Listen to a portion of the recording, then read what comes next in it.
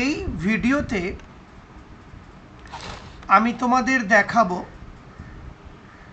Microsoft Excel ব্যবহার করে কিভাবে বিভিন্ন কনজিউমারের ইলেকট্রিসিটি বিল, সোজা কথা ইলেকট্রিক বিল ক্যালকুলেশন করা যায়। তোমরা লক্ষ্য করো, প্রথমে আমি প্রয়োজন মতো ডেটাবেসটা বানিয়ে নিয়েছি। ডেটাবেসটা দেখতেই পারছো তোমাদের সামনে রয়েছে। অলরেডি আমি এই ডেটাবেসের একটা হার্ড কপি তোমাদেরকে দিয়ে দিয়েছি। এইবার আমি ক্যালকুলেশনসগুলো করব।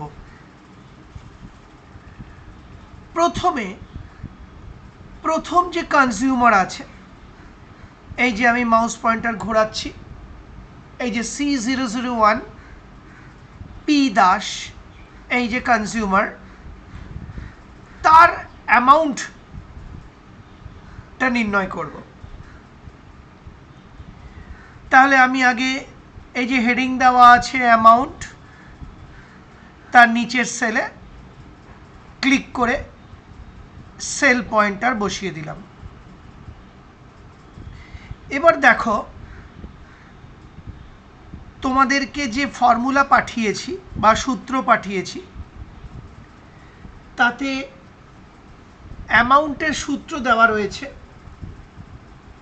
Rate per unit into units consumed, বা এইভাবেও বলতে পারি units consumed into rate per unit. অর্থাৎ যত ইউনিট কনজামশন হয়েছে বা কনজিউম করেছে তার সাথে এই রেট গুণ হবে। আবার বলছি, যত ইউনিট কনজিউম করেছে, এই যে 250 লেখা রয়েছে, তার সাথে গুণ হবে রেট পার ইউনিট, অর্থাৎ 1.2। তাহলে আমি আবার এই অ্যামাউন্টের তলায় ক্লিক করে নিলাম। এবার আমি টাইপ করছি ইজ ইকুয়াল টু, কারণ তোমরা জানো এক্সেলে কোনো ফর্মুলা এন্ট্রি বা ফাংশন লিখতে গেলে আগে ইজ ইকুয়াল টু চিহ্ন টাইপ করতে হয়। এবার আমি টাইপ করলাম D7 ইন্টু E7, অর্থাৎ এই যে সেলটার মধ্যে রয়েছে যে ভ্যালুটা, সেই সেলটার রেফারেন্স বা অ্যাড্রেসটা লিখলাম। দেখো, D7 মানে হলো ডি কলামের 7 নম্বর রো। এই দেখো, ডি কলামের 7 নম্বর রো, সেই জন্য আমি এখানে লিখেছি D7। তারপর স্টার, অর্থাৎ গুণ চিহ্ন। এবার আমি লিখেছি দেখো E7, অর্থাৎ এই যে সেলটা রয়েছে যেখানে রেট পার ইউনিট লেখা রয়েছে, তার সেল অ্যাড্রেস বা সেল রেফারেন্স E7, অর্থাৎ ই কলামের 7 নম্বর রো। তাহলে কি দাঁড়ালো? D7 ইন্টু E7, তার মানে এই সেলটার ভ্যালুর সাথে এই সেলটার ভ্যালু গুণ হবে। স্টার মানে তোমরা জানো গুণ চিহ্ন বা গুণ বোঝায়।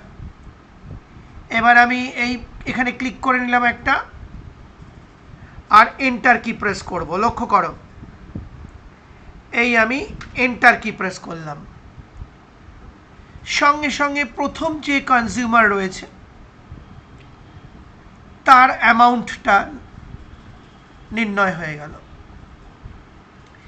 এবার আমি এই অ্যামাউন্টটাকে আবার ক্লিক করে নিলাম, আর এই ছোট্ট স্পটে টাচ করলাম। জানো তোমরা, যেই ছোট্ট এই স্পটটায় টাচ করলাম, এই যে দেখতে পাচ্ছ ছোট্ট স্পটটায় যেই টাচ করলাম, ছোট্ট একটা প্লাস চিহ্ন বা অটোফিল হ্যান্ডেল আবির্ভূত হলো। এবার আমি মাউসের লেফট বাটনটা প্রেস করে রেখে যতটা দরকার ড্র্যাগ করব। লক্ষ্য করো, এই লেফট বাটন প্রেস করলাম, এবার আমি ড্র্যাগ করছি যতখানি আমার দরকার, করে লেফট বাটনটা রিলিজ করে দিলাম। সঙ্গে সঙ্গে প্রত্যেক কনজিউমারের অ্যামাউন্ট নির্ণয় হয়ে গেল। আসলে এই সেলে যে ফর্মুলাটা আমি লিখেছিলাম সেটাই বাদ বাকি সেলগুলোতে কপি হয়ে গেল। এইবার আমি সারচার্জ অ্যামাউন্ট নির্ণয় করব। এই যে মাউস পয়েন্টার ঘোরাচ্ছি, দেখো সারচার্জ অ্যামাউন্ট। তাহলে তার পরের সেলে ক্লিক করে নিলাম। সারচার্জ অ্যামাউন্টের ফর্মুলাও দেওয়া রয়েছে, দেখো তোমাদেরকে আমি পাঠিয়ে দিয়েছি ফর্মুলাগুলো লিখে। অ্যামাউন্ট ইন্টু সারচার্জ রেট, অর্থাৎ এই যে অ্যামাউন্ট রয়েছে তার সাথে সারচার্জ রেট গুণ হবে। তাহলে দেখো কি করছি, অলরেডি আমি সেল পয়েন্টার ক্লিক এখানে বসিয়ে রেখেছি। আবার আমি টাইপ করলাম ইজ ইকুয়াল টু, এবার আমি লিখছি F7 স্টার G7। প্রথমে লিখলাম F7, অর্থাৎ এই যে সেলটা মাউস পয়েন্টার ঘোরাচ্ছি আমি, সেই সেলটাকে বোঝাচ্ছে। তার মানে F7, তারপর আমি স্টার চিহ্ন দিয়েছি অর্থাৎ গুণ, তারপরে আমি লিখেছি G7, অর্থাৎ এই সেলটার রেফারেন্স বোঝাচ্ছে। এই দেখো G7, তাহলে দাঁড়ালো F7 গুণ G7। এই পাশে একটা ক্লিক করে দিলাম। এবার আমি এন্টার কি প্রেস করব। লক্ষ্য করো, এই এন্টার কি প্রেস করলাম, সঙ্গে সঙ্গে বেরিয়ে গেল সারচার্জ অ্যামাউন্ট প্রথম কনজিউমারের। এবার আবার আমি এটাকে সিলেক্ট করলাম, এই ডান দিকের কোণার নিচে ছোট্ট স্পটে টাচ করলাম। এই যে দেখতে পাচ্ছ ছোট্ট স্পটটা আগে অনেকবার ইউজ করেছি আমরা। এই টাচ করলাম আর ড্র্যাগ করব যতখানি দরকার, অর্থাৎ মাউসের লেফট বাটনটা প্রেস করে আমি যতখানি দরকার ড্র্যাগ করলাম, করে লেফট বাটনটা রিলিজ করে দিচ্ছি বা ছেড়ে দিচ্ছি। এই ছেড়ে দিলাম, সঙ্গে সঙ্গে দেখো সারচার্জ অ্যামাউন্ট বেরিয়ে এলো প্রত্যেক কনজিউমারের। অর্থাৎ এখানে যে আমি মেন ফর্মুলাটা লিখেছি সেই ফর্মুলাটাই বাকিগুলো সেলে কপি হয়ে ভ্যালু নির্ণয় হয়ে গেল। এবার আমি নির্ণয় করব টোটাল বিল অ্যামাউন্ট। এই যে আমি মাউস পয়েন্টার ঘোরাচ্ছি, টোটাল বিল অ্যামাউন্ট, তলার সেলে ক্লিক করলাম। এবার তোমরা যে ফর্মুলা তোমাদেরকে পাঠিয়েছি সেখানে দেখো আমি ফর্মুলা লিখে দিয়েছি। টোটাল বিল অ্যামাউন্ট হচ্ছে অ্যামাউন্ট প্লাস সারচার্জ অ্যামাউন্ট, অর্থাৎ এই যে অ্যামাউন্টটা বেরিয়েছে, এই যে আমি মাউস পয়েন্টার ঘোরাচ্ছি, তার সাথে এই সারচার্জ অ্যামাউন্টটা যোগ করতে হবে। আবার বলছি, টোটাল বিল অ্যামাউন্টের ফর্মুলা হচ্ছে অ্যামাউন্ট প্লাস সারচার্জ অ্যামাউন্ট, অর্থাৎ এই যে অ্যামাউন্টটা বেরিয়েছে আমি যার উপর দিয়ে মাউস পয়েন্টার ঘোরাচ্ছি তার সাথে যোগ করতে হবে এই সারচার্জ অ্যামাউন্টটা। তাহলে লক্ষ্য করো, আবার আমি টাইপ করলাম ইজ ইকুয়াল টু, এবার আমি লিখছি F7 প্লাস H7, তার মানে কি F7 অর্থাৎ এই সেলটা রেফারেন্স বোঝাচ্ছে, প্লাস বুঝতেই পারছো যোগ, তারপরে লিখেছি H7 অর্থাৎ এই সেলটা রেফারেন্স বোঝাচ্ছে। তার মানে সেল রেফারেন্সটা আমি লিখে দিয়েছি দুটো সেলেরই, তার মানে এই ভ্যালুটার সাথে এই ভ্যালুটা যোগ হয়ে যাবে। F7 প্লাস H7, আশা করি বুঝতে পারলে। আবার আমি পাশে ক্লিক করলাম, এবার এন্টার প্রেস করব, এই এন্টার প্রেস করলাম, সঙ্গে সঙ্গে টোটাল বিল অ্যামাউন্ট বেরিয়ে এলো, দেখো 315, কারণ এই 300-র সাথে 15 যোগ হয়ে গেল। আবার আমি এই 315 অ্যামাউন্টটাকে ক্লিক করলাম, মানে সিলেক্ট করলাম, এই ছোট্ট যে স্পটটা দেখতে পাচ্ছ, ছোট্ট স্পটে টাচ করলাম, অটো ফিল হ্যান্ডেল এসে গেল। এবার যতখানি দরকার আমি ড্র্যাগ করে মাউসের লেফট বাটনটাকে রিলিজ করে দিলাম, সব কটা টোটাল বিল অ্যামাউন্ট নির্ণয় হয়ে গেল। এবার আমি নির্ণয় করব ডিসকাউন্ট অ্যামাউন্ট। এই যে আমি মাউস পয়েন্টার ঘোরাচ্ছি, স্ক্রিনে দেখো, তাহলে এই যে ডিসকাউন্ট অ্যামাউন্ট হেডিং দেওয়া আছে, কলাম হেডিং, তারপরের সেলটায় ক্লিক করে নিলাম, কারণ ওখানেই নির্ণয় করতে হবে। তোমরা তোমাদের পাঠিয়ে দেওয়া ফর্মুলায় দেখো লেখা রয়েছে discount amount is equal two taught bill amount into discount rate, অর্থাৎ টোটাল বিল অ্যামাউন্ট যেটা বেরিয়েছে তার সাথে ডিসকাউন্ট রেটটা গুণ করতে হবে। তাহলে দেখো, এই আমি লিখলাম ইজ ইকুয়াল টু, তারপর আমি লিখছি I7, দেখতে 17-র মতো লাগছে কিন্তু এটা কিন্তু I7 ইনটু, অর্থাৎ গুণ, এবার আমি লিখছি J7, অর্থাৎ I7 মানে এই সেলটা রেফারেন্স বোঝাচ্ছে। এই যে দেখো, এই যে I7 গুণ স্টার মানে গুণ চিহ্ন, তোমরা জানো,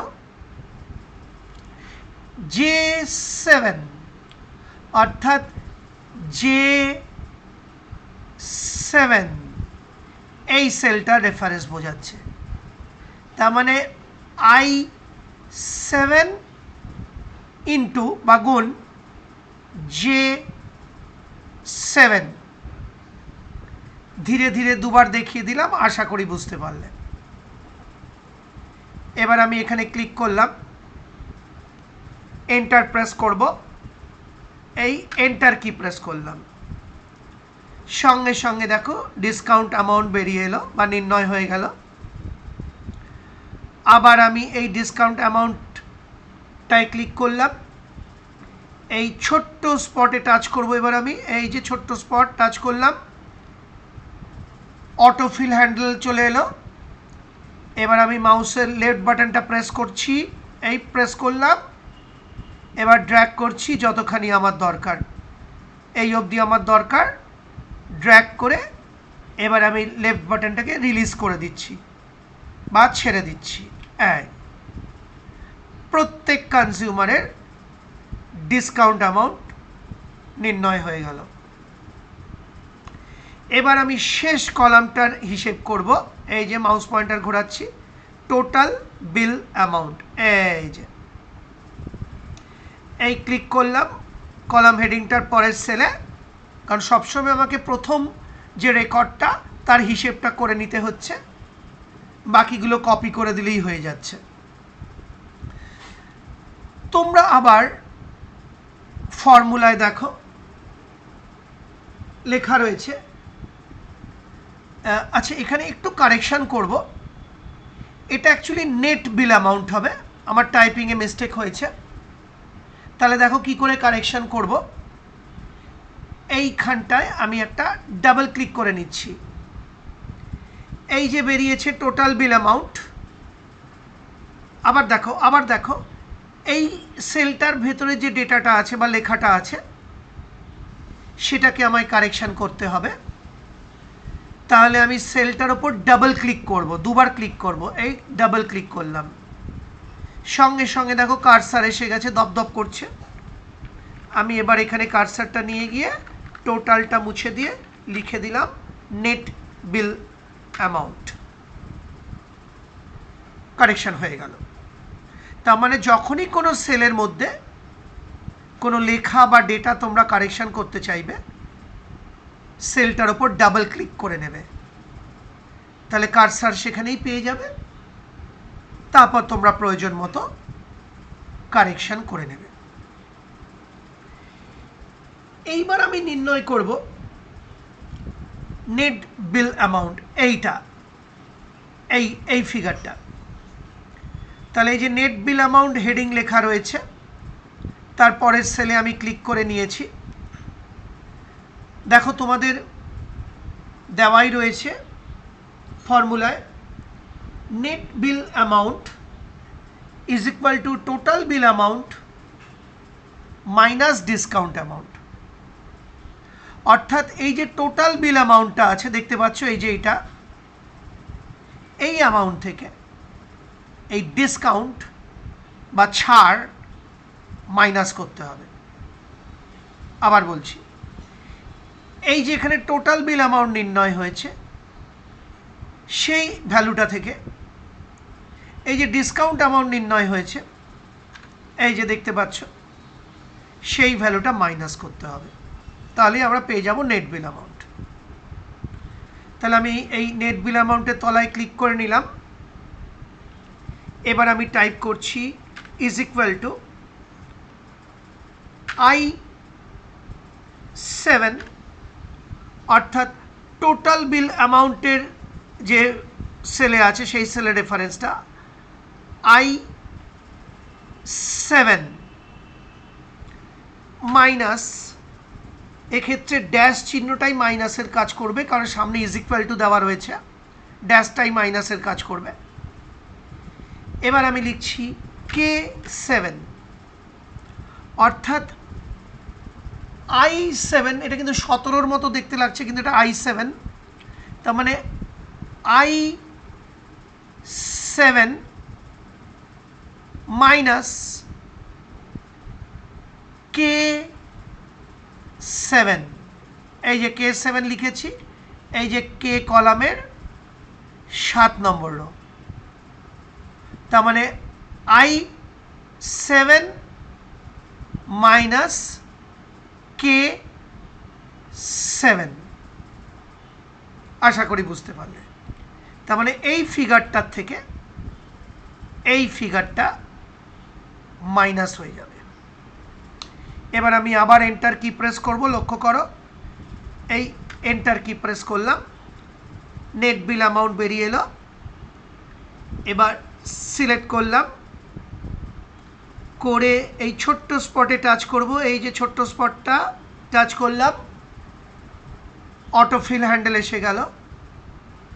এবার একটু বাড়িয়ে দিচ্ছি বা ড্র্যাগ করে দিচ্ছি নিচের দিকে, এই ড্র্যাগ করলাম, যতখানি দরকার ছেড়ে দিলাম। সঙ্গে সঙ্গে সব কটা কনজিউমারের বা সব কনজিউমারের নেট বিল অ্যামাউন্ট নির্ণয় হয়ে গেল। প্রত্যেক ক্ষেত্রেই এই total bill amount minus discount amount হয়ে ফিগারটা বেরিয়েছে। দেখো, total bill amount minus discount amount, এই যে ফিগারটা, এই total bill amount minus discount amount, এই যে ফিগারটা বেরিয়েছে। আবার total bill amount minus discount amount, এই যে ফিগারটা বেরিয়েছে, ইত্যাদি। আশা করি বুঝতে পারলে। সেই সঙ্গে আমার এই ভিডিওটি, অর্থাৎ কিভাবে কোনো ইলেকট্রিসিটি বিল বা ইলেকট্রিসিটি বিলিং স্টেটমেন্ট ক্যালকুলেশন করা যায় দেখিয়ে ভিডিওটি শেষ হলো।